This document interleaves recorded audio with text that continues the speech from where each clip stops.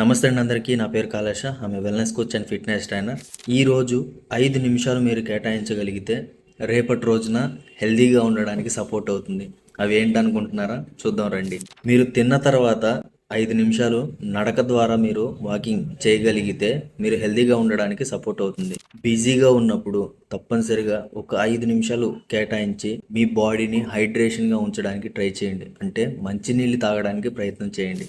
ఒకే చోట ఏసీ రూమ్లో పనిచేస్తూ ఉండేవాళ్ళు, లేకపోతే ఒకే చోట పనిచేసేవాళ్ళు ఒక 5 నిమిషాలు బ్రేక్ తీసుకొని బయట ఎండని ఆస్వాదించడానికి ప్రయత్నం చేయండి. కొంతమంది ఒకే చోట ఎక్కువగా కూర్చోవడం వల్ల కొన్ని విపరీతమైన ఆలోచనలు వస్తూ ఉంటాయి. ఈ ఆలోచనలు తగ్గించడానికి 5 నిమిషాలు ఏదో ఒక కొత్త స్కిల్ నేర్చుకోవడానికి ప్రయత్నం చేయండి. ఇంకా చివరిగా గ్రాటిట్యూడ్, కృతజ్ఞతా భావంగా ఉండడం. సో మీ అమ్మగారు పొద్దున్నే లేచి మీరు ఆఫీస్కి వెళ్ళడానికి ప్రతిదీ రెడీ చేసి పంపిస్తూ ఉంటారు. మీ ఇంటి దగ్గర నుండి ఆఫీస్ దాకా క్షేమంగా చేర్చిన ఆటో డ్రైవర్కి థ్యాంక్ యూ చెప్పండి.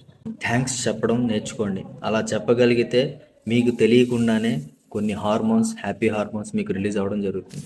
ఈ 5 మినిట్స్ ఇలాంటి వాటి మీద కేటాయించగలిగితే మీరు రేపటి రోజున చాలా వరకు కొంత హెల్దీ హ్యాబిట్స్లోకి రావడానికి, ఒక హెల్దీ పర్సన్గా బయటకు రావడానికి సపోర్ట్ అవుతుంది. ఐ హోప్ ఈ పాయింట్స్ మీకు నచ్చింది అనుకుంటున్నాను. ఇలాంటి వీడియోస్ మీకు నచ్చుతున్నాయి.